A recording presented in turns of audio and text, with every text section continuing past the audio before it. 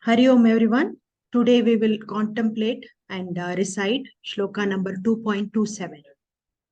Jātasya hi dhruvo mrityur dhruvam janmamritasya cha tasmat apariharyeta na tvam shochitum arhasi. I think I made a mistake. The tune, that's okay. Went for it also. That's okay, yeah. Let's repeat it again. Yeah. Jātasya hi dhruvo mrityur. That is the tune. Yes. Jātasya dhruvo mrityur dhruvam janmamritasya cha. That tune only is coming. Sir, you go ahead, sir. Okay. So you want to repeat? Yeah. Jātasya hi dhruvo mrityur.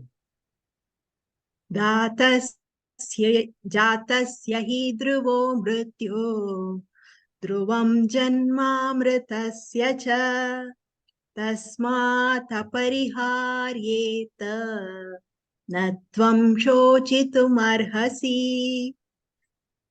Tasmat apariharyete na tvam shochitum arhasi. Death is certain for one who has been born, and rebirth is inevitable for one who has died. Therefore, you should not lament over the inevitable. Jātasya for one who has been born, he for dhruvaha certain, mrityu death, dhruvam certain, janma birth, ritasya for the dead, cha and tasmat therefore, apariharyeta in this inevitable situation, na not, tvam you, shochitum lament, arhasi befitting. So each of us can come up with our understanding of this shloka. Who wants to go first?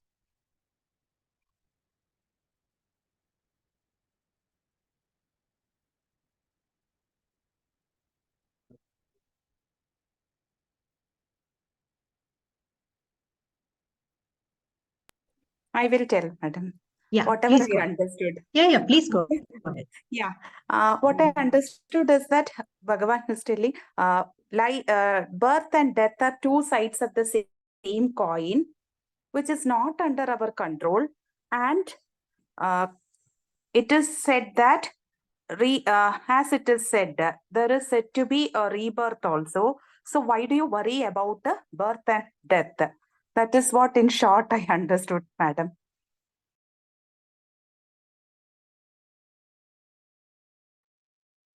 Okay, let's also listen to what others think of the shloka. Isha ji, Krishna ji, Rajashekar ji.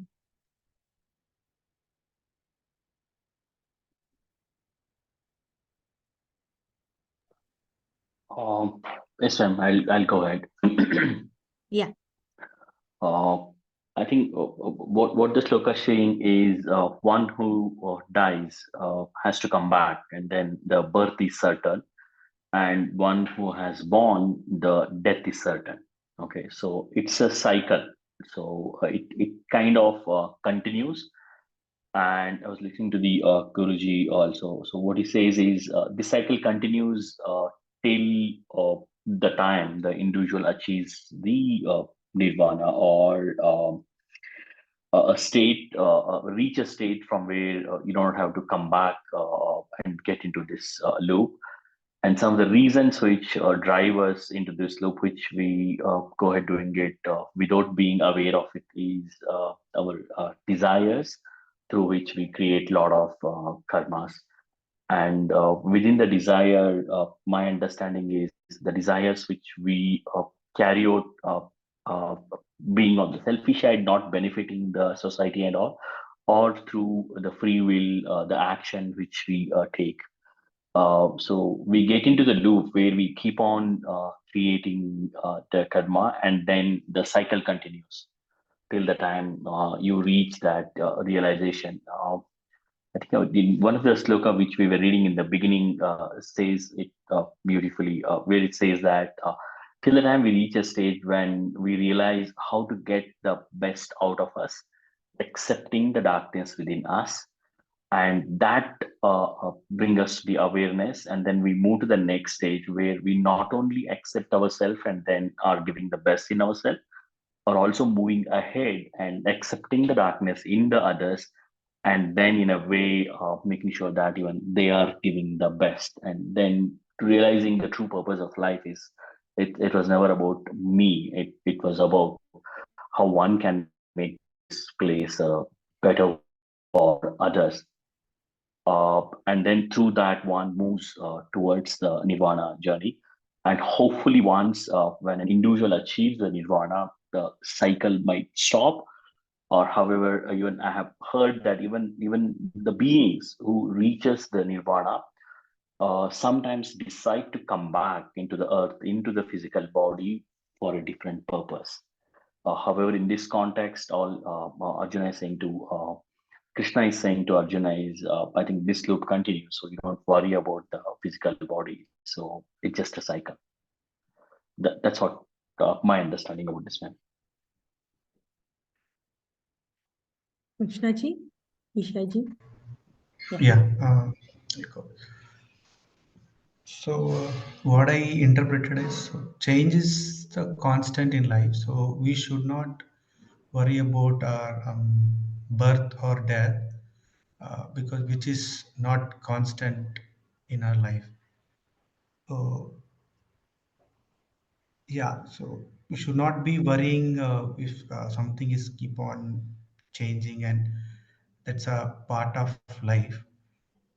Yeah, that's how I see it. So we should not worry about death or even our birth. Yeah, ma'am, that's interpretation. Ishaji? Almost, I think everyone has said. What I feel is like, there are things that will happen no matter what. So as soon as a baby or any life is born, it is 100% sure that one day the life from that baby will go, or a human or a plant or animal, everything, it will go. So whatever is born has to die. Whatever is there, it has to go. Even a plant, once the flowers blooms, the leaves fall, again you get a new leaf. Or for that matter, even the plants or the trees that gives us fruits, it cannot give forever. Everything has an expiry date. So you shouldn't have so much of grief towards something that you cannot change. It will happen no matter what you do, things will happen. So having too much of attachment where the grief overtakes you, see, you might feel bad. Maybe the the expiry has come, or the person has died, or whatever happens little sooner than what you are prepared to in your mind. But something that has happened is something that is destined to happen. No matter what, anybody has to leave. So I feel it says that, don't be too attached to thing as if, you could have stopped. There's nothing which we can do to stop that cycle. That's what I understand. Yeah. Thank you. So my understanding is death and birth happens all the time. Like Adi Shankara says, punarapi jananam, punarapi maranam. So the person who is born has to die one day, and the person who is dead has to be reborn again. So the cycle keeps changing, and change is something which is which we have to accept. And this birth and death is inevitable, and we should not lament about it, is what Krishna is saying here. I would like to give a reference of a story from the Mahabharata, where the Pandavas are in exile, and they go to drink water from the river. There they excuse me. There they encounter Yaksha, and the Yaksha says to each of the Pandavas that one by one, when they go to drink water, he says, you have to answer my question, only then I will let you drink the water. But each of the Pandavas, they don't listen and they just drink the water and they drop it. Finally, Yudhishthira comes and the Yaksha asks questions and Yudhishthira is ready to answer the question. So the Yaksha asks 60 questions. Out of that 60 question, one question what he asks is, what is the most surprising thing in this world?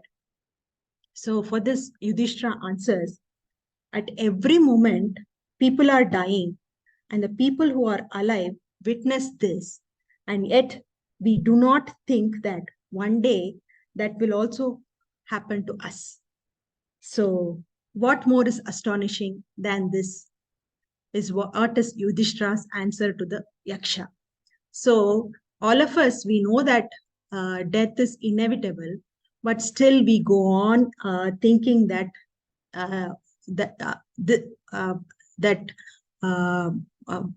we go through the suffering and take this body as our ultimate thing, thinking that the body is not something which is going to be there, but it's only the Brahman or the Atma in us. So that's what I understood from this shloka. Sir, you please add your. Wonderful, Shubhaji. Nice story. Yeah, Vijay, I have a question. Yeah. Maybe probably you can include that in your conclusion and an answer. This is something which I was thinking of asking you or Shubhaji for quite some time. We say that we are beings and it's a energy, right? And in a way, it goes back and then connects to the Paramatma. In a way, you have to correct me my understanding. So all of this belongs to one big energy. Am I right? From where the pieces of energy comes as part of a being, and then we just continue our journey. Is my understanding correct in saying that when we say Atma, it goes and then belongs to the Paramatma? So it is nothing but one big energy. Excellent. Let's examine this little clearly. So, okay, then my question, I'm sorry, sir, I'm sorry. Yeah, my question here is, when we know that it connects to one big energy, sometimes I wonder when some energy, a part of the energy has gone through this experience, okay, in coming into the physical form and then taking the learnings, continuing the journey, going through the purpose and all. Why is it necessary? Because we see a lot of similarities. Why it is necessary for a part of the same energy going through similar experiences again? Why there are 8 billion plus human beings, and then there are so many other millions or billions of beings who continue to go through these journeys? When we say that all this belongs to one Paramatma, so that as an energy has gone through this learning, definitely. So why it is making the each and every part to go through this journey? Great. So from an individual perspective, therefore, first of all, let's understand, when I keep referring to, or when we keep referring to ultimate source as an energy, let's have clarity about it. See, there are, when you notice your own life, when you notice, for example, around you, so you notice that around you, situations are constantly changing. The situations are changing, the objects around you are changing. With reference to what is it changing? The outside situations, when we say it is changing, with reference to what it is changing? Generally, the mistake we do is, we say, with reference to me. With reference to what of me? Me as a body, and with reference to that body, I went there, I did that, that came, this came, they said it, they did it. So with reference to the body, we say something is changing. However, when you notice a little more carefully, even the body itself is constantly changing. So the point of reference is not the body. So what is changing with reference to what? We have to be very clear. So let's take a simple example. We have spoken about it maybe earlier. Imagine, you're standing in a bus station and somebody comes to you and asks, have you seen bus number 10B go? When can you answer that? If you've been there and you've seen the bus come and go, then you say, yeah, I saw bus 10B go. And you say, otherwise you cannot answer, correct? So like that, who is aware of all the changes? Is your body aware of the changes that are happening? Because your body itself is constantly changing, isn't it? So around you, with reference to the body, when I say around you, things are changing. But the body itself is changing. Body is also part of the change. And that change is noticed in something that you call as your mind. And mind itself is nothing but collection of thoughts. That is also changing. So fundamentally, you are noticing the change in some place you call as mind. Isn't it? All your life story, whatever you've seen, heard, smelled, whatever stories you have, all of that is in a place called mind. Now, where is that place called mind? Nobody knows, but it seems to be there. How do you know? Because you are saying, I'm thinking, I'm seeing into the future. I can remember. So some place where you are able to see all this, like some screen where you're able to see all this, you generally call it as mind. Nobody knows where mind is, how mind is, but generally all of us recognize this, where we do all this thinking, as mind. So which means that all the things that we say are changing, including this very body, you are able to notice it in a place called mind. Now the important question is, if mind itself is changing, then what is not changing? There must be something that is not changing within you. Is it not?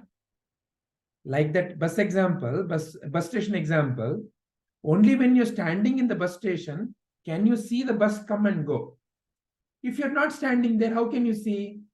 So which means that whatever the change that is happening even in the mind, there is an aspect of you which is not changing, which is able to see this change.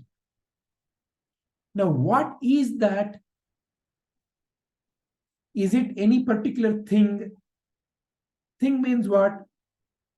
Something which can be perceived by your five senses. That is what we call as a thing. What is this thing? Mobile. How do I say? I can see it, I can touch it, I can hear it. So I call it as mobile. Likewise, a food. I can touch it, I can see it, I can smell it, I can taste it, right? So like that, only through these five senses have we ever seen anything, right? And in anything that is perceived by the five senses is what we call as a thing, material thing. Otherwise, it is some kind of a subtle thing, what we call as in the mind. But fundamentally, whether that material thing or the subtle thing is always seen only in the mind. So therefore, you can say that you have always seen whatever you've seen only in a place called mind. And who's seeing the mind? That cannot be changing, no? Because only because you are not changing, you are able to see all these thoughts come and go. All these changes come and go in the mind. So now that which is not changing is itself not something that you can see through your five senses. It is not something that you've seen through your five senses. The one which is not changing, the one which is noticing all this change, is itself not seen through the five senses. So in a way, the analogy you can draw is, there is a screen in a movie theater, a movie is playing. How the movie comes?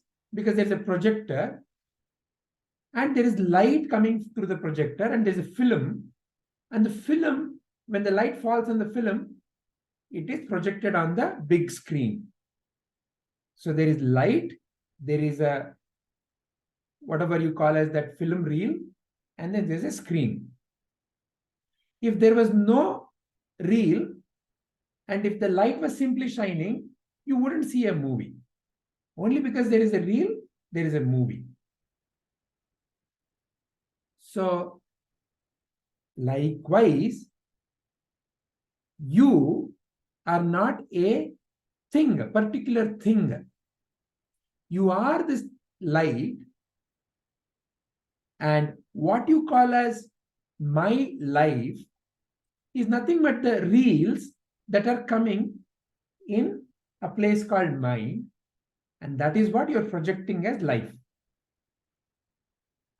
Let's take an example.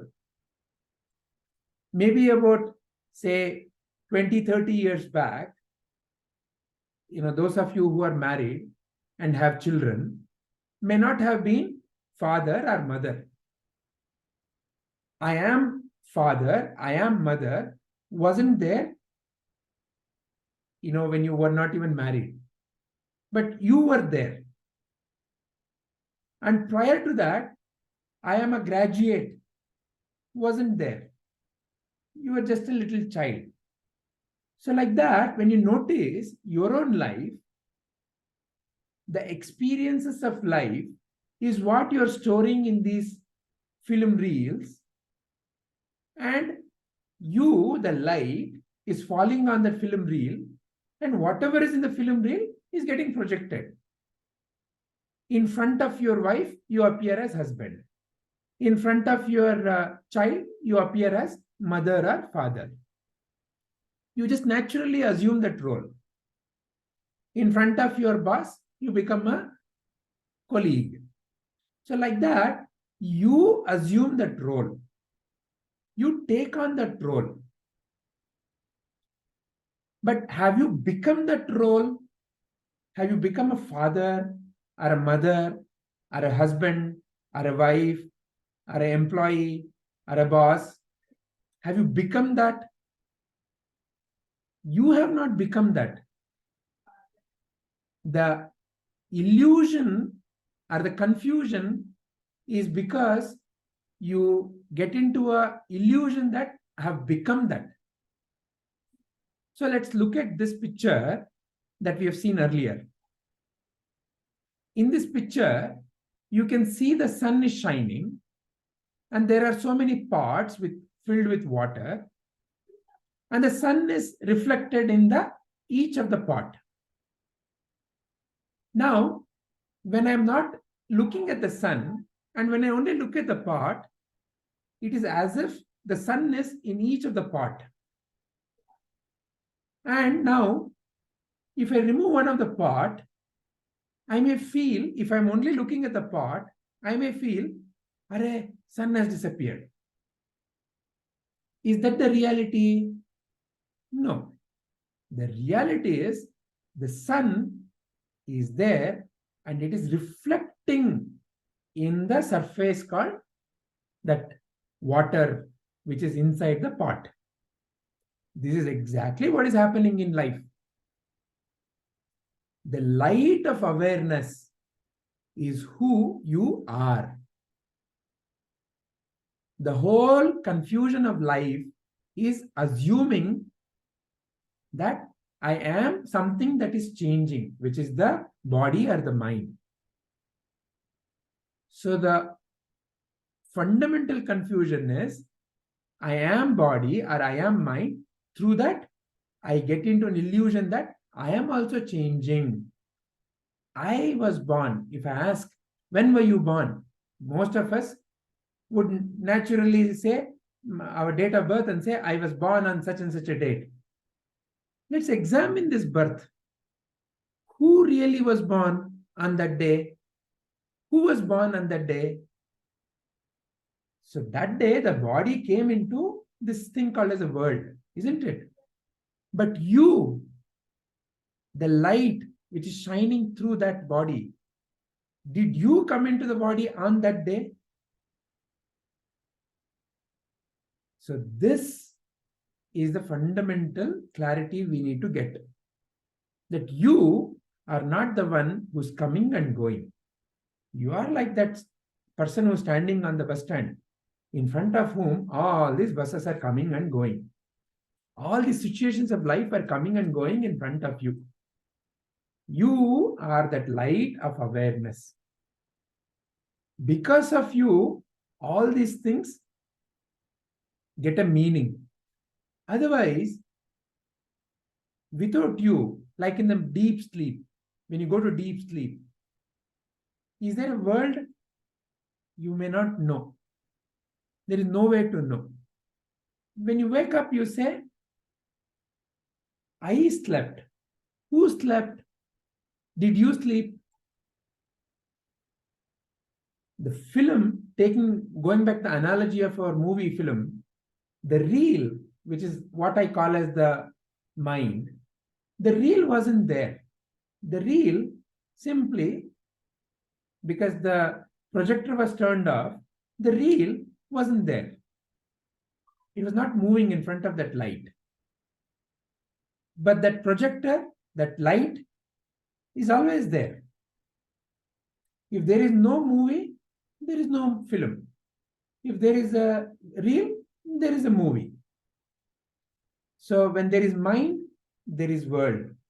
When there is no mind, the world simply disappears. So when Sri Krishna here is saying, death is certain for the one who has been born, we tend to think of it in terms of one day I will die and another day in the future I will take birth. It is happening every moment. We've examined this earlier also. As you're speaking, your body is undergoing tremendous transformation. So the body that you came with into this session is no more there. So many cells have been modified. The mind is no more there. Meaning what? The collection of the thoughts. Constant change is happening there also. So in a way, every moment, this body and mind is constantly transforming. And the transformation, when something new appears, you call it as birth. When something new that appeared disappears, you call it as death. Simple example. In front of your boss, the colleague in you appears. In front of your wife, the husband in you appears. In front of your mother, the child in you appears. And when you go to some other person, you will not carry the same, I am a child, I am a child. Let's say you're talking to your friend, you will not behave as if you're with your mother or father. The friend in you has come. So in one sense, you can say the child, I am a child of such and such mother and father, for a moment has gone back, is no more there. So when you look at it like that, Sri Krishna is saying death is certain. When you're in front of your friend, death is certain for, say the child, I'm a son or a daughter of such and such. Death is certain for that role. And rebirth is inevitable. So again, you go back to your parents. Rebirth is inevitable. Again, you bring up that role. This is the cycle that is constantly happening. So in one sense, really there is no death. It's a constant transformation. but the one who is noticing the transformation, and there is constant transformation. So who's noticing? You. You are the one who is simply noticing all these changes. And what is transforming? And the one which is transforming is the movement of this energy. So that is why you would have seen the picture of Shiva and Parvati as Ardhanarishwara. There is Shiva and Parvati. So the Shiva represents the consciousness part of you, the awareness which is not changing.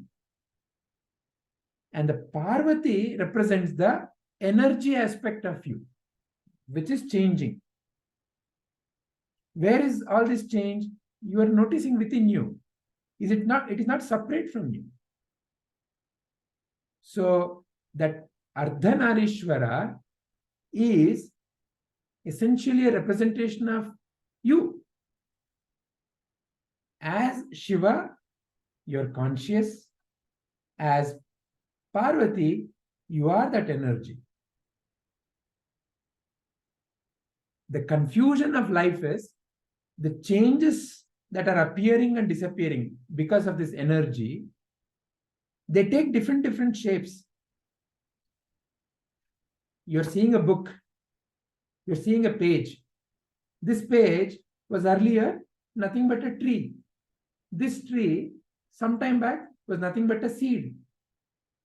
So, in a way, you can say seed has become the tree, tree has become the book, page has become the book. So, it's a different form. When you notice it carefully, when you notice it deeply, in this, in fact, the whole is there. All of it is already here. You may not notice the seed here. It has become a different form now. So in that sense, energy can only transform. There is no creation or death. You all know the physics. Energy can be neither created nor destroyed. So energy is constantly changing forms. If let's say I take this and I burn this, then some of the energy comes out as heat, some comes out as light, and some becomes that whatever the final carbon soot that remains. So like that, it is constantly transforming. There is no real birth or death as energy. And who is aware of all this change? You, as consciousness. So that totality is what is represented as Shiva and Parvati together. So when you look at it with that clarity, there is truly no birth or death. And you are not something that is born. You are there. You were never born. And you are never going to die. So coming out of this entire ignorance that I am something that is born, I am going to die,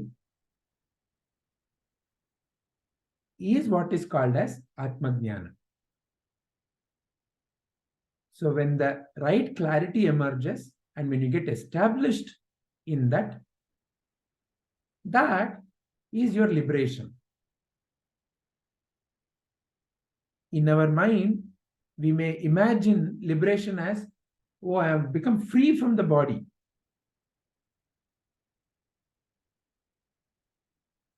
As an example, let's say there is a balloon, there is some air in the balloon. If I put a pin to that balloon, the balloon goes away. The air, where can it go? It is just part of the same. In this empty space, right now, I've brought a book. So empty space has disappeared. If I remove the book, empty space has come back again. Was the empty space ever removed? So empty space is an example, is an analogy for you. Like this empty space, you are the presence, and because of you, this entire drama is appearing in front of you. So the idea of birth and death is what causes the whole illusion. That illusion, that ignorance is what we need to lose. That's all it is. And how do you lose? Like how we are doing. Shravana, Manana, Nididhyasa. So to prepare the mind, I have to make the mind peaceful. How do I make the mind peaceful? Through service, Sadguru, Satsanga, and then Shravana, Manana, Nididhyasa. So when I hear, when I listen to the truth, and when I contemplate, and I have to drop my ignorance. That is how I become free from the cycle of birth and death. Becoming free from cycle of birth and death doesn't necessarily mean that I will escape somewhere else. It's not, there is nowhere to go. It simply means that you become aware that you are not the one who's coming and going. You have always been free. The idea that I am bound is coming only because the film has that impression, and that is what is getting projected. So realize that you are the light which is falling on the film. Realize you are the sun which is just eternally shining. The illusion or the ignorances that I am this part and I am this reflecting is the one which is causing the entire cycle of birth and death.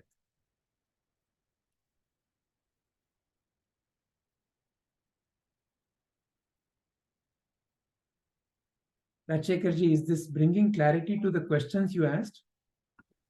To a certain extent, sir. Let me digest this. And then if there are any more questions, I'll definitely be back to you. Okay. Is there any aspect that was not clear?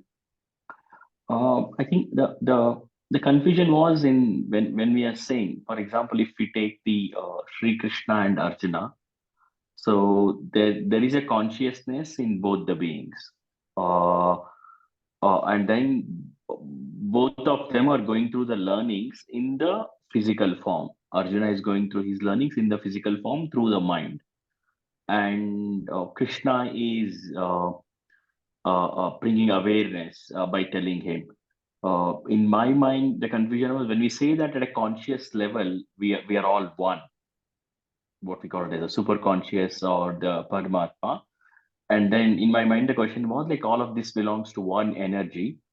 When as a whole energy, you are aware of this truth, why the part of the energy or different consciousness have to go through this journey in millions or billions? That is only because of the impressions on the film. Okay. See, this part, water in this part, if let's say it's very muddy, then the reflection of the sun in this part may appear to be very muddy. If the water in this part is very clear, the reflection of the sun in this water may appear very clear. It has nothing to do with the sun. It has everything to do with the water in this pot. In a similar way, the impressions that are stored in the mind is what is causing I am something something, I am something something, separate from someone else. So the impressions on the film Are you the impression on the film, or are you the light that is falling on the film? That is the way by which you can become free. The confusion is, I am the film. So when you look at it, I am the film, then you see Krishna, Arjuna, and billions of other. However, we were free at one point of time, right? Where is that one point of time? When we say before this began, Before what if I'm began? talking about my consciousness, we say that this is the current form. It has been through a lot of previous or past forms, and there is a beginning somewhere, right? So From where the game interesting, of birth and death started. That's why we just now spoke of the example. Even as you're speaking, your body is continuously transforming. Okay. So it is not as if it is some life back. Even now, as the body, the Rajshekar body that came into this session is no more there. If you go back to your 20-year-old photo, that body and today's body are totally different. So if you just simply look at it from the body viewpoint, so this body is no more there, and today's body is totally different.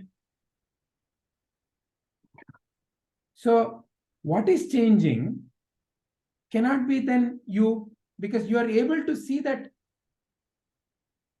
You're able to see that change. However, we are saying that the consciousness is constant. That has never changed. No, you have not changed. Because you have not changed, you're aware of this change. See, yes. Along with the body, if you are also something that is changing, then who is aware of the change? That's why we spoke of that example. That person standing at the bus stand, if there is no person standing at the bus stand, who can answer Tenby came or went? Cannot be answered. I think with respect to that example, my question was, it was one part of the consciousness who was standing at the bus stand who has not witnessed that bus coming. However, on a bigger scale, there might be the other part of the consciousness who might have seen that. So why this particular consciousness has to go through that experience again? Okay. See, now the question is more if let's say one person has already realized self, how come everyone is not enlightened? How come everyone is not realized? That's your question, right? Yeah, when we say that at a larger scale, all of us belong to one big consciousness. When one consciousness has gone through the learning, why again so many? Because in the end we are saying that like it belongs to one big light. Okay, why part of it has to go through that experience again and again? So many parts, in fact, not just one. Fundamentally, in your mind, you have a concept that I am separate from the others, and there are so many others who are living in this world and they're going through their life experience. That is a fundamental model in the mind, correct? I think just one correction. I'm saying like all are one, not separate. If all are one, if that is the experience, then this question would not exist. See, for example, in your deep sleep, how many of you are there?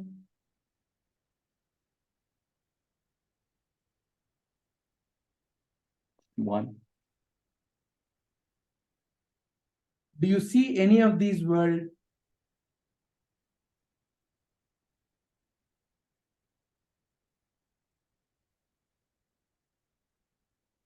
In your deep sleep, do you see any of this world? No. The moment you wake up, this whole world comes into existence. from the standpoint of the deep sleep, is it even possible to say that there is a world outside of you?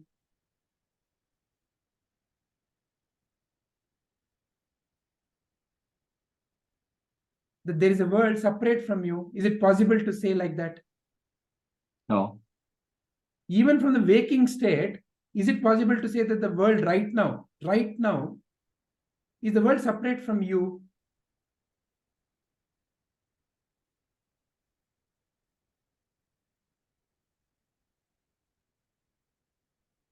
Right now, where are you hearing me? Where are you seeing me? Where are you seeing all these people in the satsang? Where are you seeing all these things right now as we are speaking? In this world. Where, when you say in this world, can you point at it and show me? Where is it? In my mind. So it's fundamentally, whatever you're calling as something else is always appearing in your mind, correct? Yep. It is appearing in your mind as what? Right now, whatever I'm speaking, the sound is appearing as some sensation in your mind? Yes. Whatever this form that you're seeing through the computer, laptop, is appearing as a sensation in your mind? Yes. So when you notice, the whole world is nothing but this sensation appearing in your mind, correct? Mm-hmm. Is it possible for you to say that there is something outside of me? No. Right?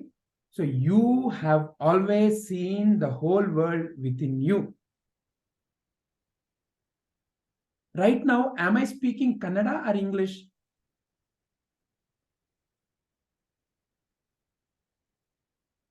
English. Neither.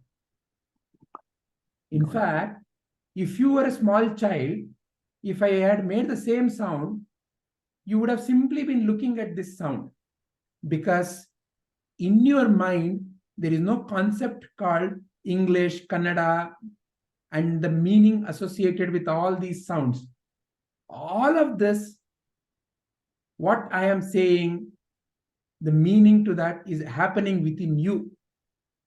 All that is coming to you is sensation through your ear.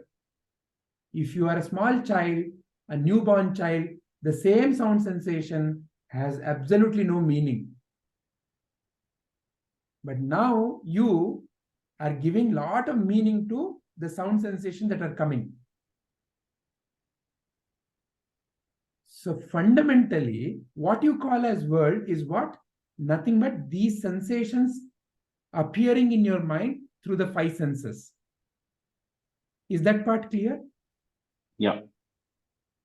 Now, who is giving various meaning to the sensations? Me. You. So, who are you? The one who is giving the meaning, who are you? Who's giving the meaning? Where are you?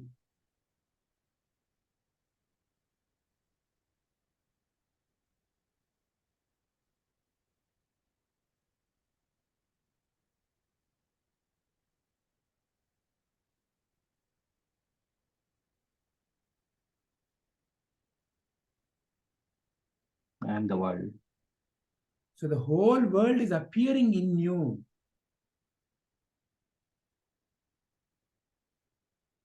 And you are that light in whose presence all this drama is happening. This is how it has always been. Have you ever seen anything outside of you? No.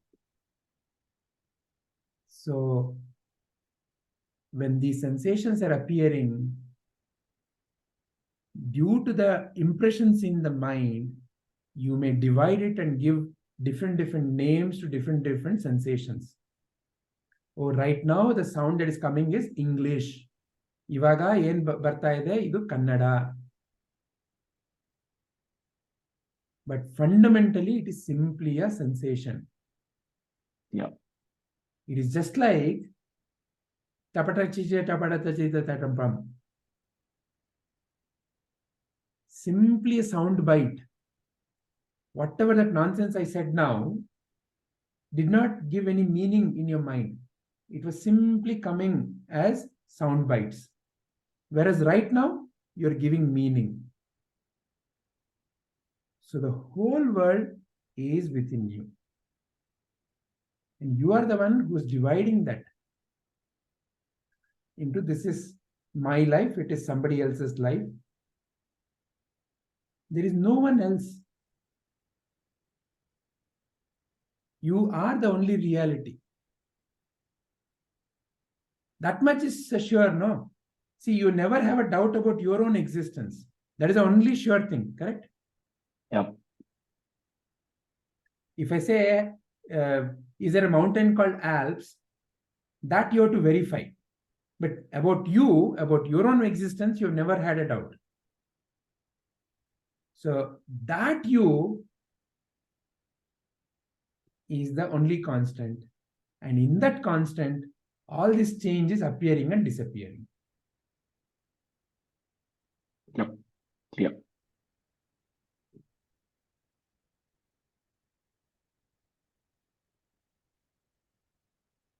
If this clarity is not there in the mind, then there is a birth and rebirth, birth and death and rebirth.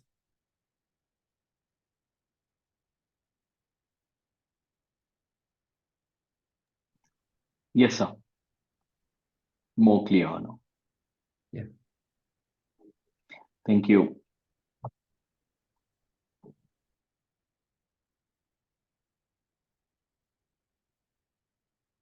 Any other questions or any other statements?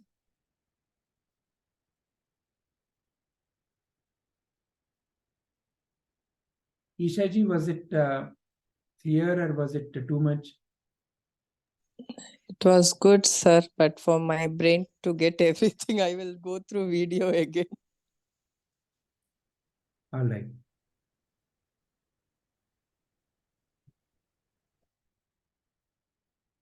Anjuji? Yes, sir, it was great. I was wondering, sir, how you could develop all this from this much enlightenment. I was amazed by listening to you, sir. How you developed all these qualities, sir? I would like to listen to that. It is very simple, Anjuji. The thing is, it is your inherent nature. So when you simply are able to recognize this, and how? Through the association with the Sadguru. You go to a dark room, and when the light appears, you can see everything clearly. So this is not something special. This is your inherent nature.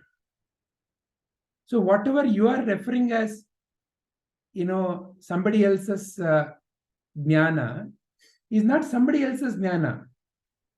Please notice now, whatever I am saying are simply some sounds. You are the one who is able to recognize the knowledge or the value in whatever the sound that is coming. Is this example clear? Yes, sir. Yes. But thank you so much for your selfless service, sir. So nice of you.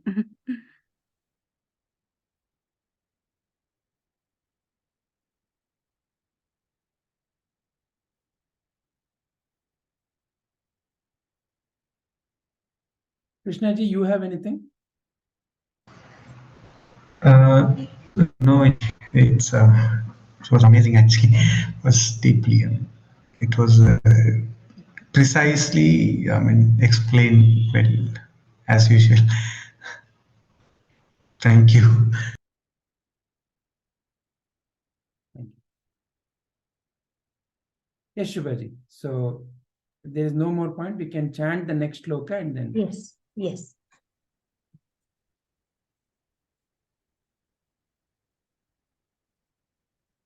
Dehi nityam avadyoyam dehe sarvasya bharata tasmat sarvani bhutani natvam shochitum arhasi. O Arjun, the soul that dwells within the body is immortal. Therefore, you should not mourn for anyone. We will contemplate this next week.